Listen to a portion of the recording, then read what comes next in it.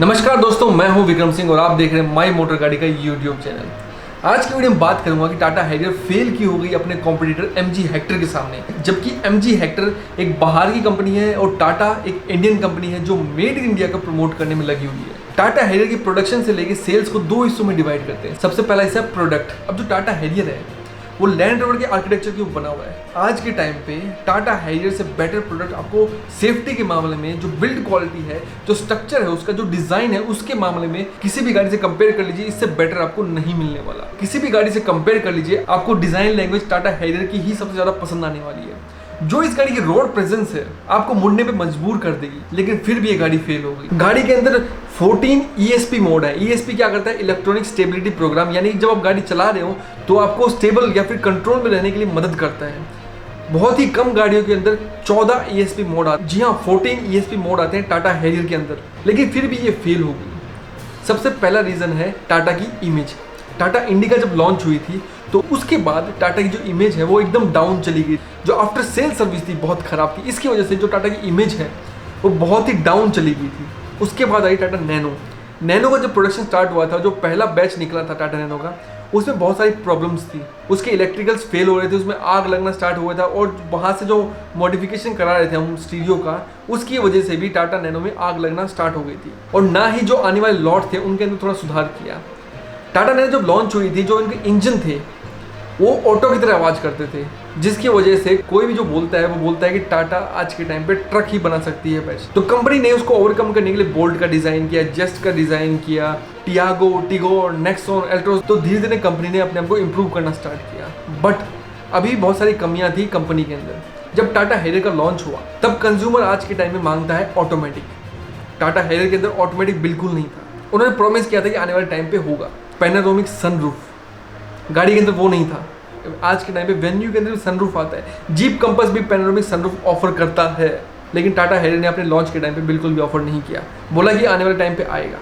उसके बाद जो मीडिया ट्रायल्स कराती है कंपनी, मुझे समझ में नहीं आता उसका लॉजिक क्या होता है। जो कंपनी कोई भी मीडिया ट्रायल कराती है, टाटा अल्ट्रोस का कराया, टाटा हैरियर का कराया, उनका जो पर्पस होता है वो होता है प्रमोशन। लेकिन मेरे ख्याल से जो कंपनी को मीडिया ट्रायल्स करानी चाहिए वो प्रमोशन के बेसिस पर कराने चाहिए, लेकिन एक पर्पस से और करानी चाहिए कि उनका प्रोडक्ट मार्केट में चलेगा या नहीं चलेगा उसको जानने के लिए, या फिर कोई कमी है प्रोडक्ट के अंदर उसको जानने के लिए। जब टाटा हैरियर का लॉन्च हुआ था तो जितने भी कार रिव्यूअर्स थे, मोटर ऑक्टेन हो गया, मोटर बीइंग हो गया, अपना मोटरॉइड्स हो गया, ऑटो कार, उन्होंने भी बहुत सारी कमियाँ बताई थी टाटा हैरियर के अंदर।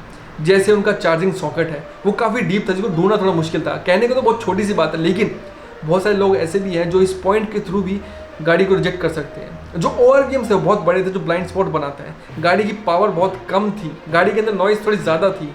ये सारी चीज़ें इन कार रिव्यूअर्स ने बताई थी अपने वीडियोज़ के अंदर, लेकिन टाटा कंपनी ने फिर से वही गलती कर उन पॉइंट्स को लेके चेंजेस करने के बीच में 1 साल का गैप रखा।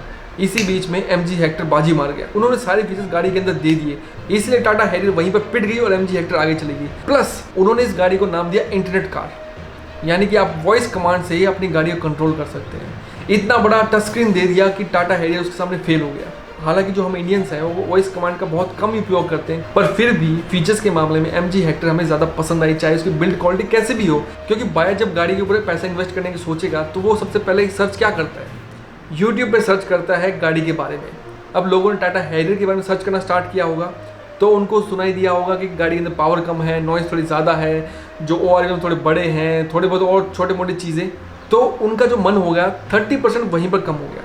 तो एमजी हेक्टर के बारे में सर्च करेंगे तो आपको फीचरलेस गाड़ी मिलेगी। लेकिन टाटा कंपनी ने क्या किया? हैरियर के अंदर चेंजेस लाने के लिए 1 साल का टाइम लिया। 1 साल का टाइम क्यों लेते हैं आप लोग, जब आपको पता है कि गाड़ी के अंदर इतनी सारी प्रॉब्लम्स हैं? अभी अगर आपको गाड़ी सेल करनी है तो ये सारी प्रॉब्लम्स निकालनी पड़ेंगी, तो फटाफट क्यों नहीं चेंज करते? एक लॉट में ये दिक्कत है, दूसरे लॉट में चेंज किए, तीसरे लॉट में चेंज किए, कभी ना कभी तो कीजिए ना। अब बात करते हैं गाड़ी के दूसरे प्रोस्पेक्ट की तरफ, यानी कि आफ्टर सेल सर्विस। आपको याद होगा ये जो टाटा हैरियर है, इसके पहले वाले वर्जन थे, टाटा हेक्सा थी, वो भी इसकी तरह एकदम रफ एंड टफ कार थी। लेकिन उसकी जो सबसे बड़ी दिक्कत थी वो थी आफ्टर सेल सर्विस। कोई भी कंज्यूमर जब गाड़ी परचेज करता है तो सबसे पहले गाड़ी के बारे में जानने की कोशिश करता है, फिर उसकी जो सर्विस कॉस्ट है और सर्विस में आने वाली प्रॉब्लम्स है उसके बारे में जानने की कोशिश करता है। आज के टाइम पे कोई भी कंज्यूमर गाड़ी को सर्च करने के लिए यूट्यूब का इस्तेमाल करता है, और जैसे ही आप यूट्यूब पे टाटा हेक्सा सर्विस के बारे में जानने की कोशिश करेंगे सिर्फ प्रॉब्लम्स ही दिखाई देंगी आपको। कहीं पर पार्ट्स अवेलेबल नहीं है, कहीं पर हैंड ब्रेक फेल हो रहा है, कहीं पर ब्रेक पैड्स अवेलेबल ही नहीं है। जी हाँ, सर्विस सेंटर के अंदर अवेलेबल ही नहीं है। अब सोच के देखिए कि आपको गाड़ी की ज़रूरत है और गाड़ी के ब्रेक फेल हैं, या फिर गाड़ी का जो ब्रेक पैड है वो बर्न आउट हो चुका है और आपको ब्रेक पैड्स चेंज कराने हैं, उसके लिए आपको 2 महीने वेट करना पड़ेगा। तो क्या आप वो गाड़ी परचेस करना चाहेंगे? उसी की जो इमेज है वो कैरी आउट हुई हैरियर के ऊपर। कंज्यूमर को अभी भी लगता है कि टाटा की सर्विस बहुत पैथेटिक है। जी हाँ, आप यूट्यूब के ऊपर, इंटरनेट के ऊपर, ब्लॉग पोस्ट के ऊपर, कहीं पर भी आप देख लीजिए, टाटा की सर्विस की बेइज्जती की गई है। टाटा को चारों तरफ से एक साथ काम करना है। अपने प्रोडक्ट बेटर बना तो दिए उसने, लेकिन जब प्रोडक्ट खरीदा जाता है उसके बाद क्या होता है कंज्यूमर के साथ, उसका कौन ध्यान रखेगा? वहीं पर आप महिंद्रा का एग्जांपल लीजिए। मैं एक महिंद्रा कंज्यूमर रह चुका हूँ। मेरे पास महिंद्रा थार थी जिसके अंदर कुछ दिक्कतें आई, तो मैंने सिर्फ महिंद्रा के ट्विटर हैंडल विद यू हमेशा के ऊपर ट्वीट किया था। आधे घंटे के अंदर उनका कॉल आया, उनका एक सर्विस एग्जीक्यूटिव मेरी गाड़ी को लेके गया, उस प्रॉब्लम को रिजॉल्व किया, गाड़ी दोबारा ड्रॉप आउट कर गया फ्री ऑफ कॉस्ट। सबसे पहले टाटा कंपनी को क्या करना है कि अपनी जो सर्विस है, कंज्यूमर आए तो खुश होके जाए।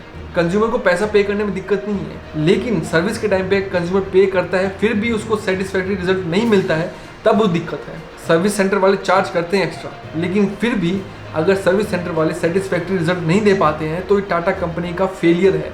टाटा कंपनी सिर्फ प्रोडक्ट अच्छा बनाने से काम नहीं चलेगा, उसकी जो सर्विस है, आफ्टर सेल सर्विस है, उसको भी बेस्ट बनाना पड़ेगा, तभी जाके टाटा कंपनी आगे मूव ऑन कर सकती है।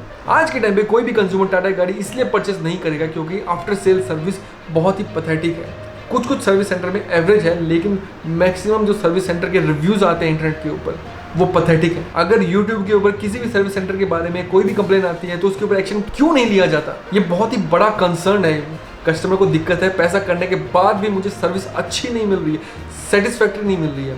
यहाँ पर टाटा के साथ क्या हो रहा है, कंज्यूमर ठीक करा के जाता है और दोबारा वापस आता है सेम कंप्लेन के साथ। उम्मीद करता हूँ कि इस वीडियो से आपको थोड़ी बहुत नॉलेज मिली होगी। अगर मिली है तो प्लीज़ वीडियो को शेयर कीजिए, वीडियो को लाइक कीजिए और आपके जो कमेंट्स हैं कमेंट सेक्शन में छोड़ के ज़रूर जाएँ। मिलता हूँ आपसे ऐसी किसी अगली वीडियो में, तब तक के लिए बाय बाय।